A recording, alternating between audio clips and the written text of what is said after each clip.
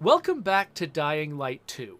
In my spare time between streams, I've been trying to blast through the story missions so that I can unlock more of the game because, I get so distracted by open world content that I just have a lot of trouble sort of remembering that there's a story I'm supposed to be playing through too.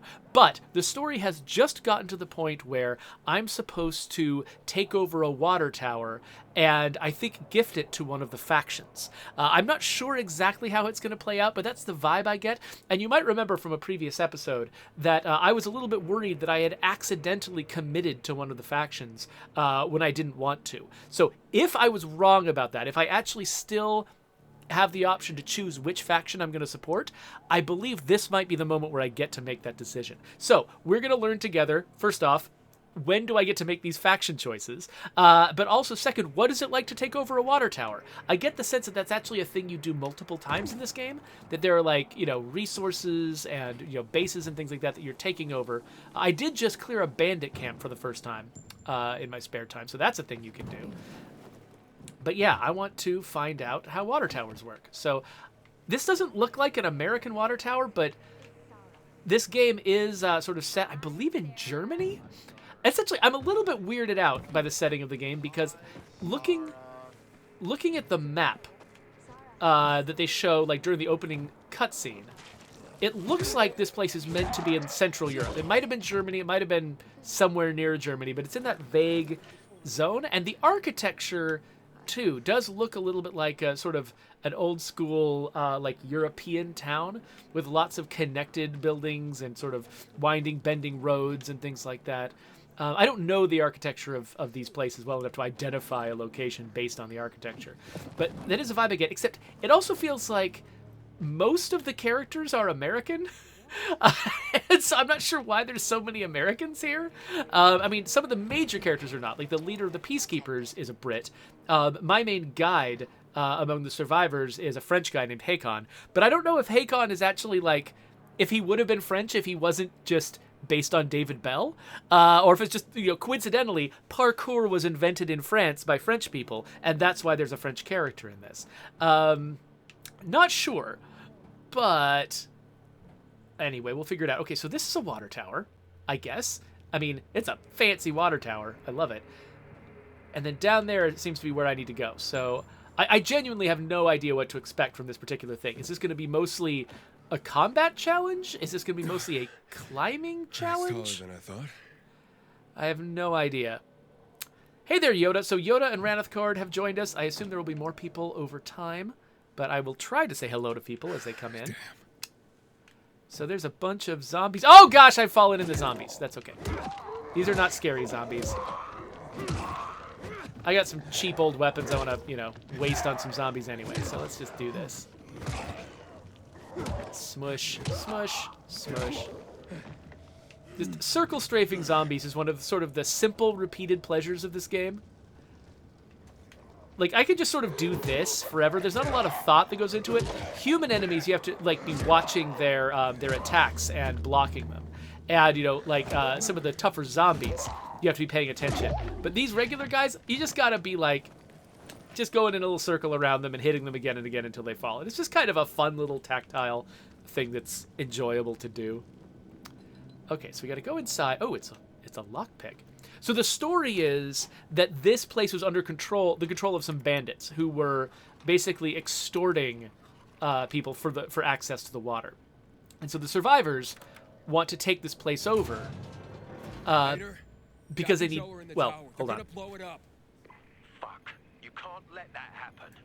The tower's mined. Try and disarm the charges fast. Fast? How fast? Okay, anyway, well, I don't know how fast I actually have to do this, but I'll pause it just in case. So the setup is bandits named Jack and Joe have been extorting people for this water. The survivors want control of this place so that they can, give their people water. The Peacekeepers don't need the water, but they want to take this place over because their leader was recently murdered, and they want to be able to take over the extortion of people with the water to force a resolution to the conflict over their dead leader. And so I'm more on the survivors' side, even though survivors come across more like enormous jerks in the story. I think they've got the legitimate claim on the water. I think the water should be free for everyone, and so there should be a shared resource. And oh hey, Z Peekins has joined us. Good to have you here, Z Peekins. He understands this game better than I do, so good to have him in the audience. All right, so we've got to remove the explosives and just carry them around, so whenever somebody sets them off, they'll just blow me up. That'll be great. Okay, so I'm not seeing any kind of timer, so he says do it fast. I don't think that's actually true. I don't think I actually have to do it fast. I think this is one of those video game missions where they're like, quick, do it! And you can stand there in front of the thing you need to do, and the people will keep saying, like, hey, quick, get it done, quick! And you're just like, oh yeah? Oh, really? Do I need to do it? Do I need to do it quickly? Really? And you just stand there and nothing ever happens. But that's fine. It's okay. I certainly don't mind the fact that I'm not being, like, pressured really hard to do this. So yeah, so apparently they have planted explosives everywhere so that they can blow it up if anyone gets too close. And so the reason that, rather than attacking this place en masse, the Peacekeepers want me to come in because Jack and Joe might not notice I'm here. And so they won't blow it up because they don't realize it's being taken over. So I can do it subtly. But really, I think these things are just meant to be checkpoints to make sure that I climb the whole thing. Okay, so is this... This does look climbable. Aha! Okay, there's an exit up there. So I climb up this, I jump. I love how, by the way, how casually I'm doing all these actions. Oh. Bad guys. No, we were supposed to take tribute. Just collect money. Jack, give it back. They'll get what they deserve. They will die. Jack, I'm warning you. Okay, so it looks like some crazy person is on the verge of blowing this place up. Got it. And the water is safe. Yay. I feel like I'm the one who's about to blow up now. I don't think the water's safe.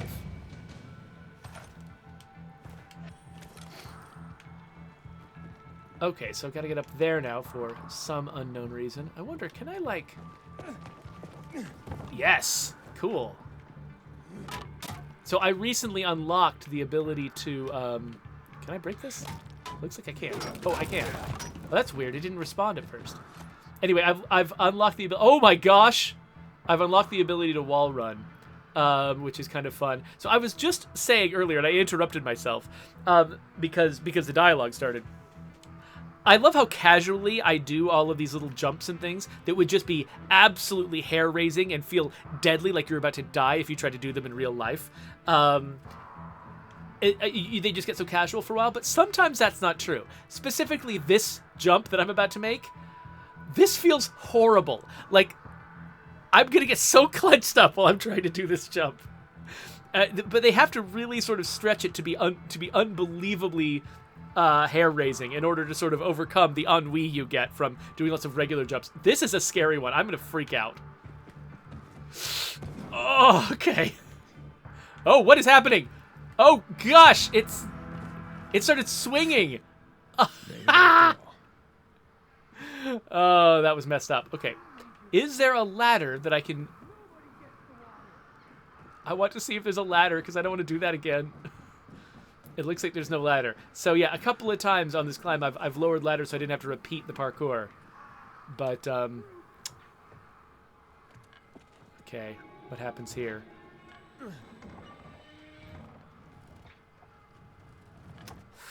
By the way, Fanahoon, Corn Dog, La Coalición, and Sada Hot Pot have joined us. Oh, so is Senior Sausage. And Cogs. A bunch of my favorites are here. Either the bizarre jackholes or the PK. They'll be on us the moment we come down from here, buddy. Fuck, we lost it, man.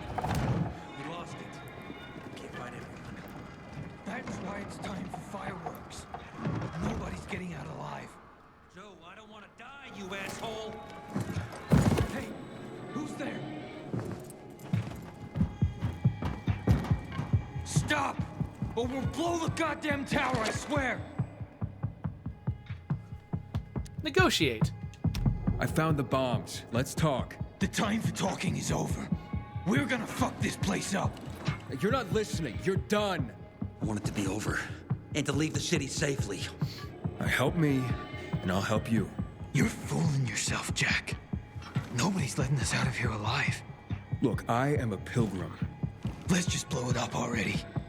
I dare you. I know you won't do it. Don't listen to him, Jack. It's over. Fuck it up! I don't know. I'm scared. Joe, wait. Joe, hey, isn't that the pilgrim who showed up at the bazaar recently? Maybe. Pilgrim or Pope. So what? Don't you get it? If he's a pilgrim, he can get us out. Lead us out of the city to someplace safe. I don't trust that fucker. You don't trust anyone. I told you to play nice with Barney when we had the chance. Fucking listen to me for once. Well, play nice with Barney? What for? To make him get the fuck out of the bazaar. After what we found out from the peacekeepers. We tipped off the fucker. Gave him a chance to run. But he thought he was too clever for that. They warned Barney. About what? Well, about Lucas wanting to take him in on weapons charges, among others. But set a trap for him for weeks. And instead of politely getting the fuck out of here, he tried to play cute instead. So, Barney knew Lucas was after him. The moron wanted to start a war in old Villador. And you ask me, war's the last thing we need. Money, crystals, that's a different story. That's why I tried to put an end to that rabbit dog and his sister. So, Pilgrim, will you get us out of the city or what? Calm down, Joe. I won't fucking calm down! Get us out of the city, Pilgrim, to the nearest safe settlement. And no one will die here. Yeah, I think I'll help them. So, they've just given me key information that I need to resolve the other conflict, and why not? I can get you out of town, but first I have my own business to take care of. You need to hide somewhere and wait. Sounds like a huge risk. No risk, no gain. He's lying, Jack. There's no other way. Fuck! I don't like it. I fucking don't. But okay. We'll be waiting for you in the tunnels near the Tango Motel. We'll give you a signal when we get there. Good choice. Now give me the detonator, Jack.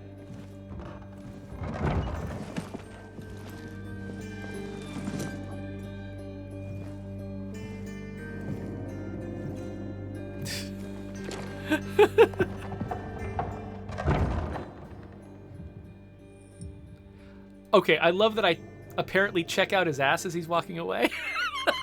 What was that about? All right, so I've got the run of the place now. So, okay, so to fill you in case you were missing anything about that, like, there's been this ongoing conflict about somebody murdered Lucas, the leader of the Peacekeepers. And it looks like that was just my strongest piece of evidence that it was Barney that did it. Barney is the guy over on the Survivor side that I just hate. He's terrible. And so it could be that if my solution is to turn Barney into the Peacekeepers, that kind of makes the Survivors more attractive, and it also makes the Peacekeepers happy. The question is, will I still get a choice about whether or not I'm turning on the water tower to help the Peacekeepers or turning on the water tower to help the Survivors? So what now, Aiden? Smart guy.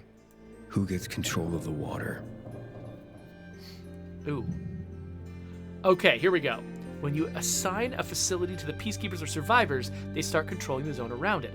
When a faction takes over a zone, it introduces its structures. Peacekeepers start installing combat-focused traps, while Survivors build parkour helpers to make traversal easier. The more facilities you assign to a faction, the stronger it gets, so it can install even better structures. The current state of alignment is on the map menu. Okay. So I get a bunch of extra zip lines and stuff like that if I want to help the Survivors, but I get a bunch of car traps if I help the PKs. So I mean, that looks fun and all, but I think that actually the zip lines look like they're more fun and more useful for all the other things that I do. And I think thematically, just what this means in the story, which is me saying that this water should be freely available to people without anyone using it for extortion, that feels like the better choice. And so I think this is what I want to do.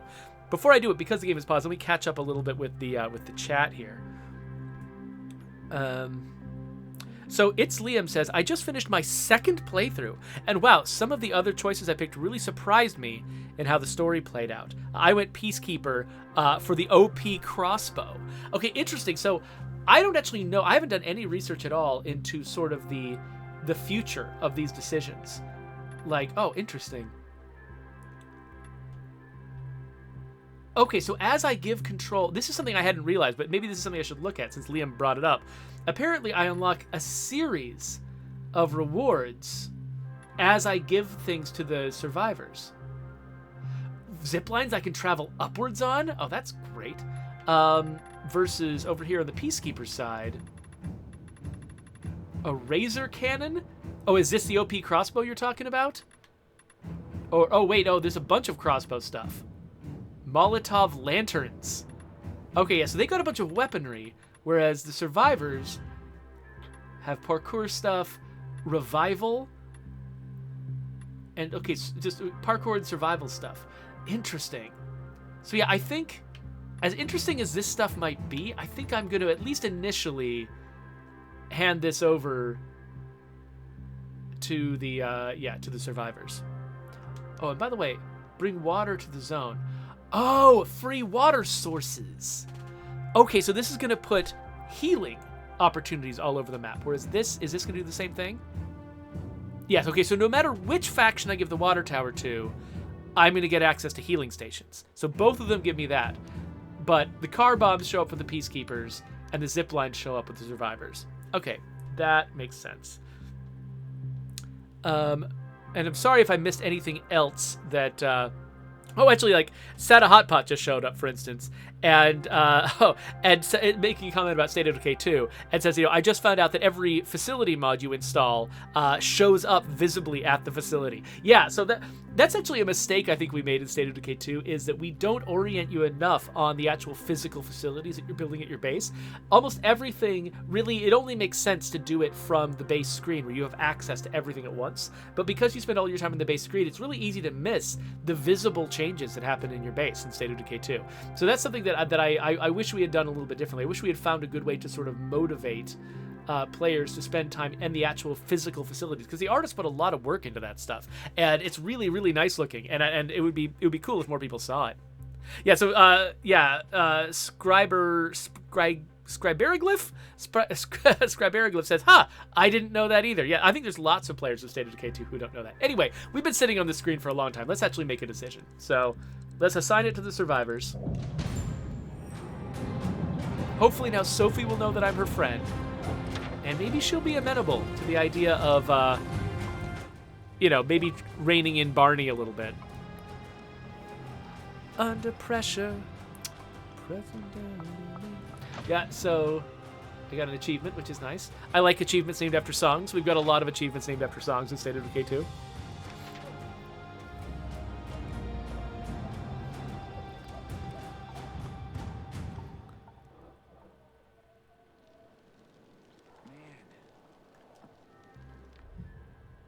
Okay, so now if I zoom out, I can see city alignment. So these two areas are gold because they belong to the survivors.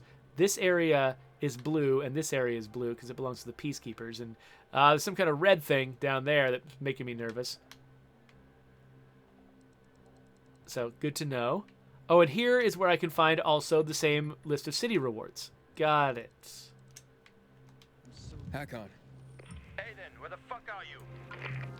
Barney knew Lucas was trying to capture him. Jack and Joe warned him.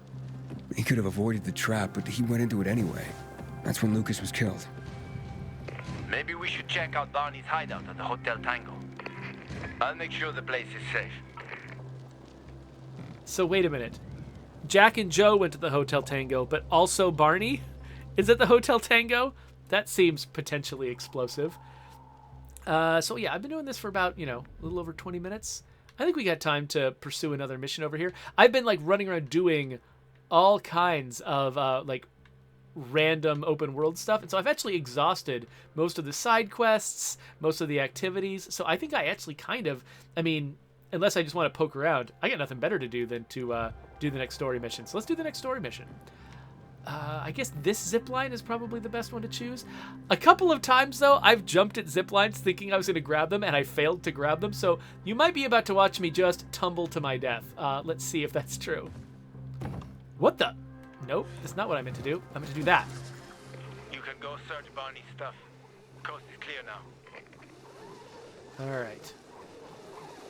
So what happens if I... There we go. So yeah, they've added a bunch of new zip lines, so I can do stuff like that. That's great. And I can even jump off the zip line to go higher rather than lower when I land. Well, I'm already feeling good about my decision. The Hotel Tango is over here, so especially at night, this is always a very dangerous feeling place because there's no rooftops between here and there. Like, I can do a little bit of zombie avoidance by doing this, but eventually I have to run down this grassy thing. So the place should be empty now, but I don't know when they'll be back. Okay, so let's get back onto rooftops as fast as I can. I mean, it's not, you know, that big of a deal at this time of day when it's mostly just slow zombies wandering around, but at night this place is very scary. Okay, so the Tango, this is the Tango Hotel over here, and I believe the best way to get there, what was the best way to get there? Oh, right. So yeah, so I explored this place originally before I even ever had a story mission here. I've already had one story mission here. I explored it earlier and I knocked down this ladder, which connects to this zip line, which leads across this bridge. And there's a spot right here, like right here, they've got these UV lights, and so you can actually use this as a safe area just when you're doing regular open world stuff. And oh, wait, I forgot. Pfft. There's also a ladder here that I unlocked more recently that I forgot about. So I didn't need to take that long route. I could have just come up this ladder. Whatever. Anyway, but so far, these doors have only ever been unlocked for story missions. And they do that a lot of places. They're like, you know, they'll have a place that you can kind of halfway explore in open world mode, but there'll be some part that's only unlocked specifically for story missions.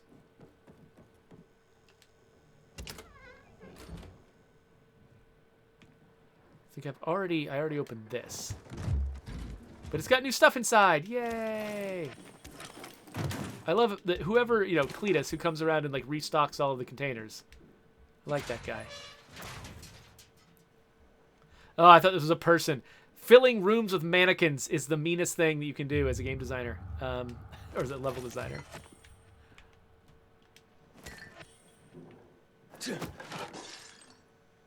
I don't know what I'm doing. Okay, there's a bunch of stuff. Here's a cabinet. What's in here? Scraps. Cool. Oh, wait. Oh, here's that. Wait. I saw a magnifying glass. What was that? I thought I saw a magnifying glass. So when you are searching an area, there it is. Investigate. Is this some kind of collector or what? So, okay, it was on that little yellow piece of crystal. Why is there a green symbol? Oh, it's just out there on the deck. Whatever, I'm not going to worry about that.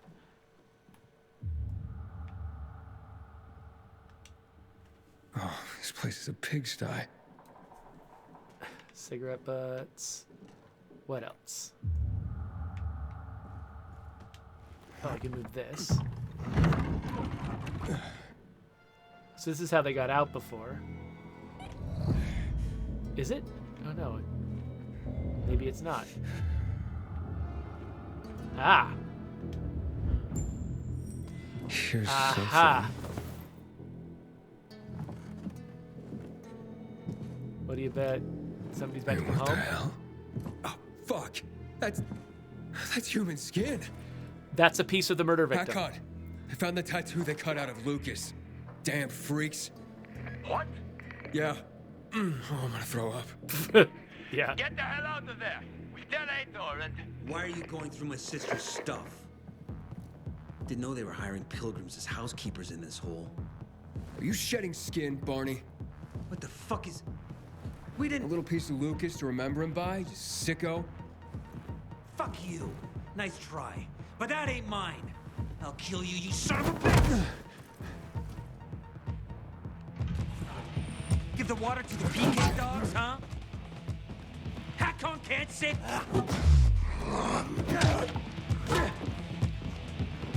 Okay, You're done for it! that actually seemed like... Oh, right, I forgot the power attack.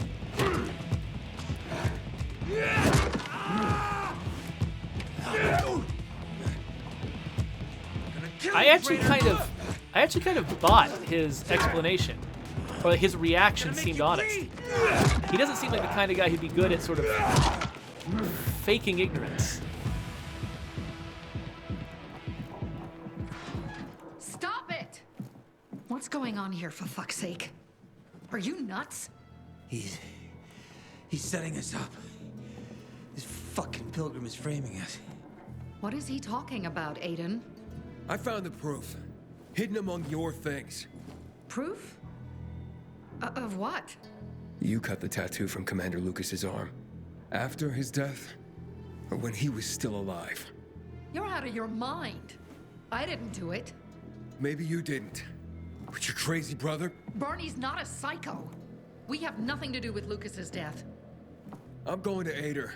I've got the proof he's looking for. Aiden, it's not us. Nobody at the bazaar will believe you.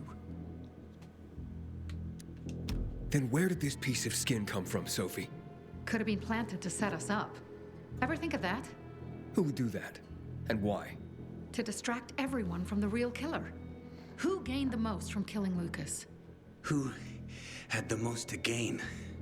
If it was that easy for you to get in here, then someone else could have come in here before you and planted that. Oh, my only choice is that doesn't matter? Doesn't matter. This is between you and Ader now. Wait! Please. Ader doesn't care about the truth. He doesn't care about finding the real killer. He's only looking for a reason to raid the bazaar. It's not my war, Sophie. No. But you'll have blood on your hands. Blood of innocence.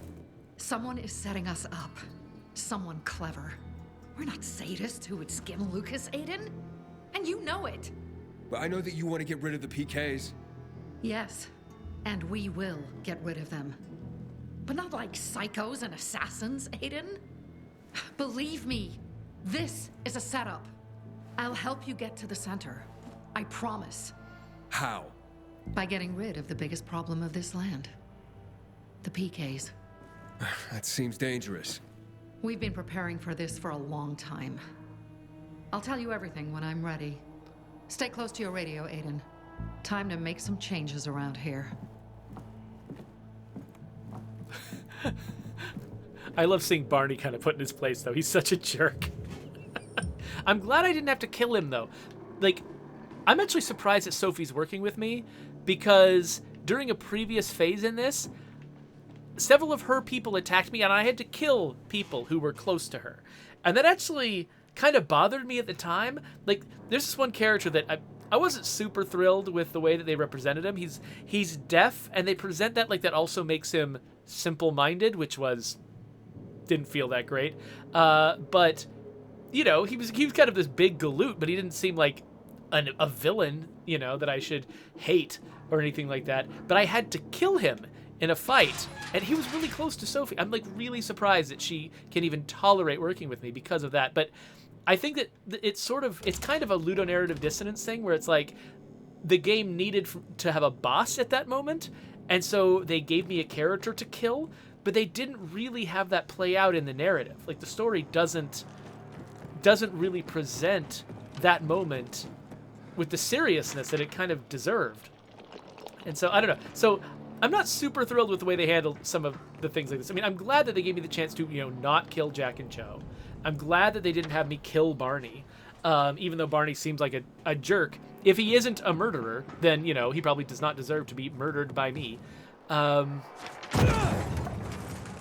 So yeah, so there's times in this where I feel like they're doing some good stuff, but times where it's like the video game in it just sort of takes over and ends up you know, making things work in a way that doesn't really work for me on a story level. But, you know, it's hard to get it all perfectly right. It's not like that destroys the game for me or anything. It's a little weird. So, okay, so it's interesting though. Like, I kind of expected there to be more of resolution right now. I mean, I did. Actually, here's another weird thing. Like, talking about the same subject, I gave the water tower to the survivors, even though it seemed like with the other choices I made, I might have been leaning towards the PKs. I gave I gave the water tower to these people. I'm surprised that didn't have more. That act by itself didn't have more of an impact on their opinion of me, because I clearly decided, I made a choice in that battle, and gave them this whole territory and all these advantages. It feels like that would have counted for something, but it seemed like it was at best a footnote in that conversation. So yeah, it's almost like, and this is a really easy thing to do. It's like when you're building an open world systems-driven game where a lot of your choices are about the game mechanics. It's very easy to sort of have that run parallel to the story and kind of get out of sync with the story that you're telling, unless the story you're telling is 100% about your activities working with these game mechanics. Like if the story is entirely driven by those choices you're making in the game mechanics, then it all can line up really easily. But if you're trying to sort of tell this very much more of like a, say, character-driven story that is sort of, it gets off into its own world separate from the mechanics, it's easy for them to kind of get out of sync that way, where it feels like the most important choice I made is actually the least important choice to the story. Like, at some point, I'm going to have to decide, whether I play it to, like for instance, if it is the leader of the PKs who is trying to plant evidence and, force this fight over, between the survivors and the PKs, and he was the one who planted the evidence, at some point, I'll have to make a choice about that, and decide who to back, whether I'm backing, the PKs or I'm backing the survivors. But is that choice I'm making in the story going to have the same mechanical impact as the choice I made about the water tower, or is it just going to only apply to the story and all the territories are going to still stay in the same place? I'm really not sure. Like, will that fight result in, for instance, either the PKs taking over this central district here that has the bazaar in it, or the bazaar taking over Quarry End, which has the tunnel into the other district? Maybe it is going to have a mechanical effect. I just have no idea, one way or the other. Okay, so La Coalición brings up, hey, does it feel unrealistic to have these zip lines that you're basically just riding with your hands? They're made out of, like, textured metallic cable, the kind of thing that would just rip up a human hand if you actually ran it across, at that speed, in that scenario.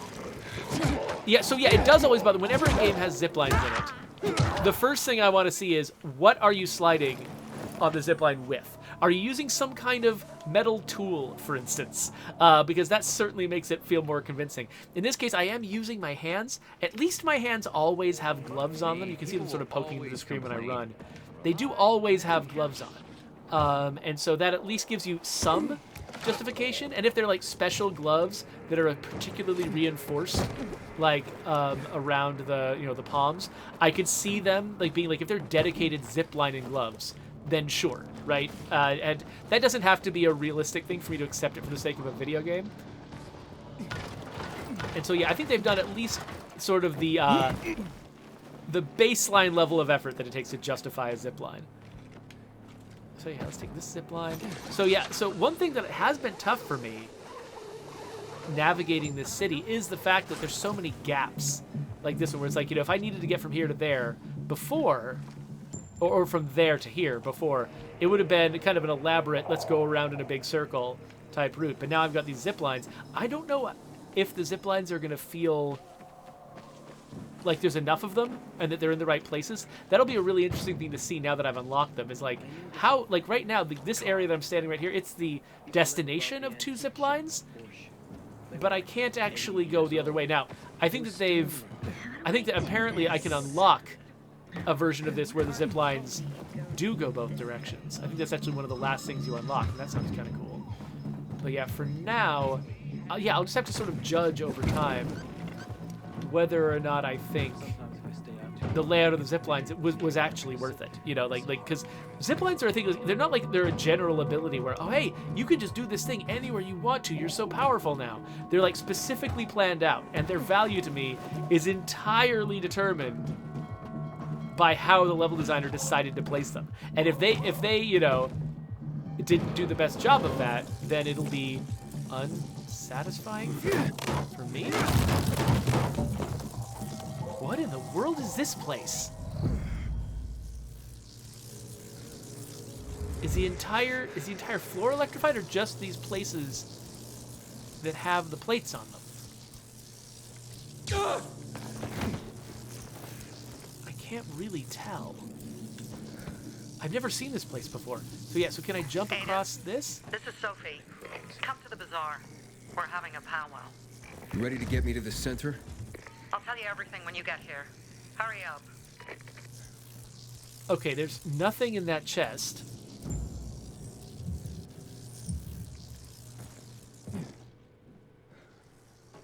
Did I already somehow explore this area, like before the electricity was added? Wait, is there a... Okay, that feels like... Maybe I can't stand in front of that chest. Is there a way to turn these things off? Is this a battery? I wonder, can I jump over here? Will that work? Nope. Okay, so I can't open that. So maybe there's a way that I can turn them off? What? I was not expecting to run into this place. I mean, I've got a few minutes left, so might as well, but... This is just a little surprising location. Okay, so now I've opened this side? I could have gotten here another way. What a weird place. Is this for a story mission that I just haven't seen yet? I can't get to this. Now, is there like... Can I destroy the batteries? It does let me target the battery.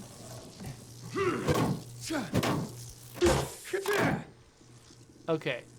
So, my throwing knives don't seem to do anything.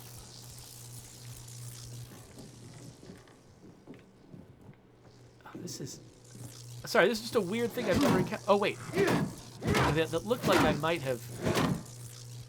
No, that's not doing anything. Weird.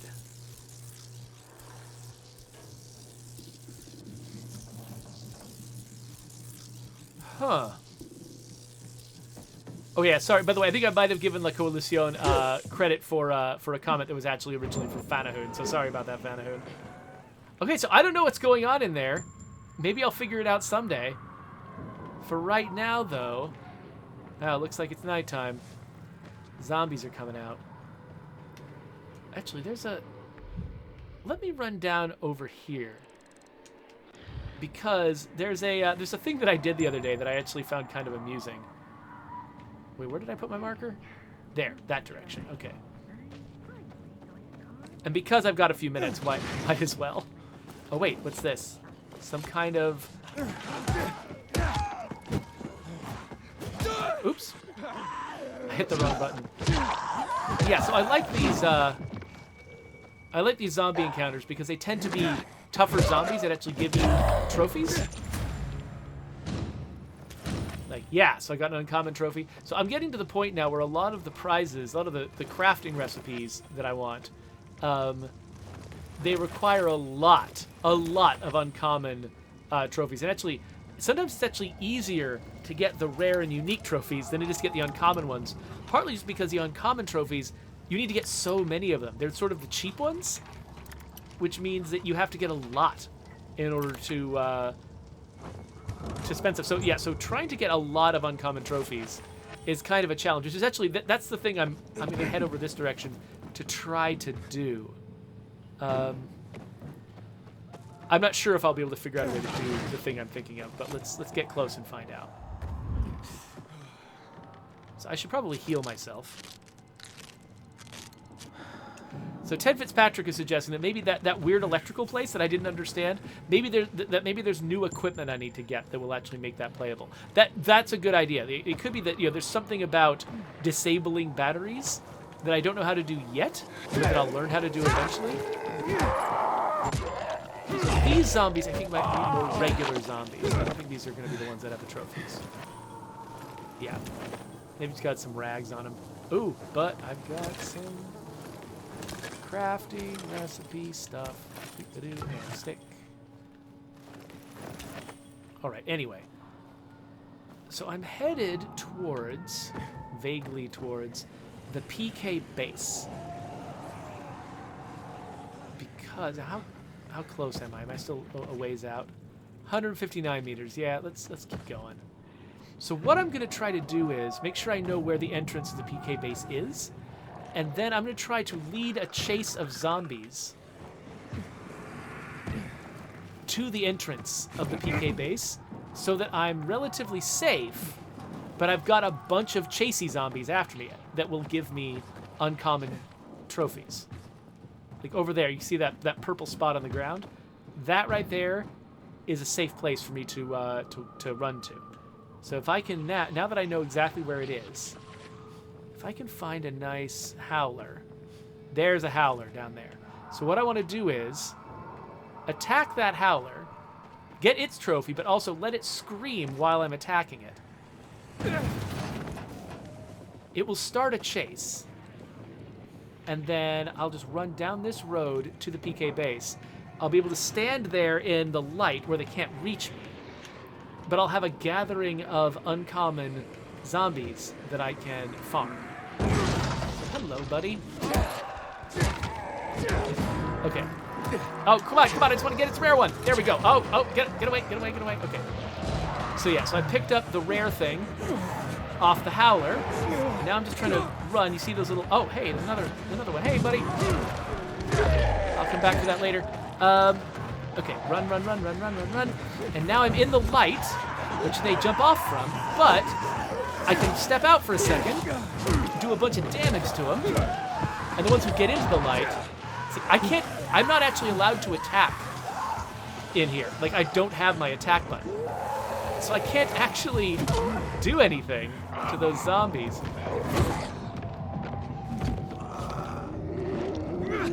But I think they eventually die on their own. I wonder, can I like... Ah, what? Oh, the bunchies. So here's a armored one, which are just annoying because they take so much damage. But if I can get the armored one into the light, I think that'll kill it. Yes, okay, cool. So now I'm getting uncommon trophies. And if I pile up enough of those things, I can unlock some more crafting recipes. So, the fun thing about this is, it's repeatable. So I can now run out again, go find another howler, and just keep on doing it. So let's navigate on the rooftops again. I think there was actually a second howler over here that I didn't kill. Now, howlers can be a little bit weird sometimes. Occasionally, you'll find a howler that is actually non-interactive. They can get a little bit damaged. Okay, so that one I killed him so quickly, he didn't have time to trigger a thing. Trigger a chase. Okay, that one was able to trigger a chase. So, okay, so again, chase is happening. Oh, you see that? You see that zombie climb out of the ground? So they've got spawn points around here all over the place, so they can just add zombies anytime they need to. So we'll just run over here as fast as we can. Get in the light. Oh, hey there, boys.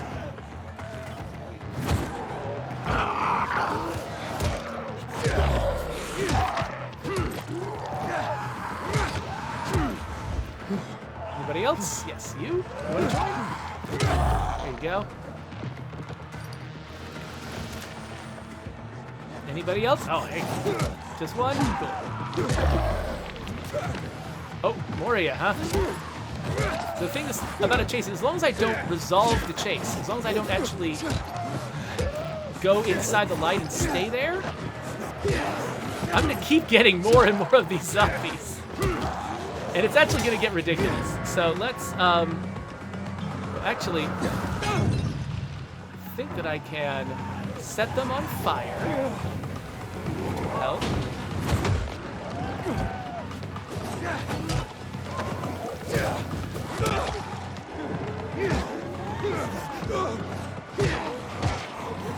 So again, I can get into the light whenever I want to.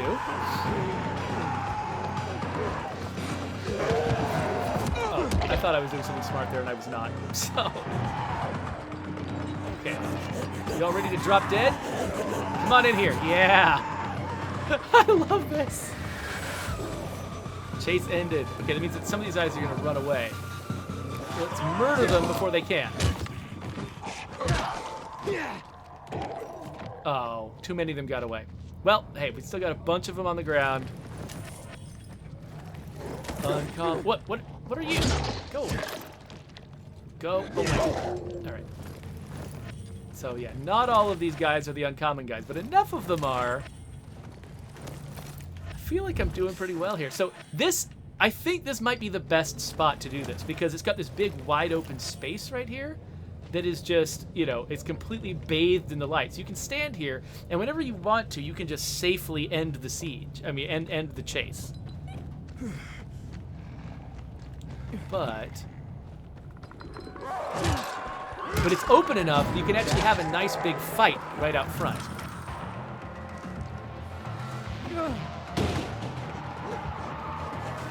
Like, there's a lot of places that are up on rooftops, which, you know, they're safe and everything. They're great for escaping, but they're not great for setting up these fights. Because, like, only a few zombies will actually get up there. And you end up with this huge, like, sort of killing field of zombies. Oh, no, get off me. Get off me, no thank you. So I'm just staying out here to collect as many zombies as possible while killing a few of them. Okay, I'm out of stamina, so let's come in here and then set these ones on fire. They were about to run away, but no. You don't get to run away, zombie. You're gonna be flambe.